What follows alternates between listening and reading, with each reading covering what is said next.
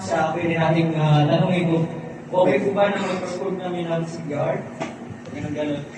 And then, yun, pagpakilala, hindi marami kasing panalangin pag tinatawag namin doon eh. Then after nun, pag-prepare naman yung mga kasama, kung ready na tayo mag-perform, ready na Huwag mo muna madadala. Luhod lang muna tayo kung singili tayo ng patient. And then, tap muna ang tap natin dito. Sir, are you okay? Or yun ang tanong mo sa bitin kung may parang kung may mali wala. So yun, pagkatapos nun na hindi naman tawag dyan. Hindi nagsagot yung patient, so yun yung tinatawag na ready na tayo mag-perform na ilan na natin agad yung tap natin. And then,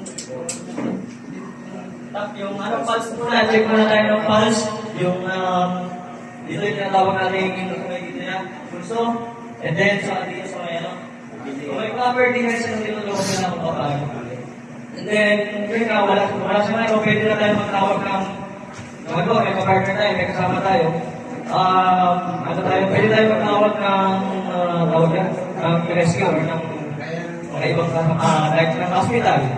Doctor, pwede tayo magtawag ng and then, or ng ambulance. And then, pag nakatawag na siya, then ikaw mag-perform na. So, depende pa rin yung perform kasi mayroon tayong tinatawag ng no pulse, no breathing. And then, meron naman, may hininga pero walang pulso. So, depende, iba-iba din yun. May choking naman din kasi. Pero sa CPR lang tayo, kapag cover ng CPR naman, yung kamay, nakaganto yung kamay niya. Tapos, dito sa chest, ito yung papatama niya. Ito nakaganto. Ganyan. Tapos, naka-perform ka na 1,001, 1,002, 1,003 hanggang depende, and then bibigyan ka ng hininga sa kanya. Yung ilong ka, hawak mo yung ilong niya, tapos pamakalubo ka. Tapos yun, bibigyan mo siya ng 2 gigs nga, yung tinatawag na dalawang beses na pagbigan, sa kanya. 1, 2, 3, tapos ulitin niya ka naman ulit, tapos bigyan mo ka 1, 2, 3. Then, pag hindi pa din nag-response, pa din, perform ka ulit ng CPR. Then after nun, pa din. Kapag may di ba, survive na yung patient. Sample, na-survive na natin, may breathing, may hininga na sa may pulse. So, mangyayari is, yung recovery position na. So, yung recovery position, itataas yung kamay na. And then, kung ikaw lang naman isa, yun dito sa'yo. Yung isa naman dito.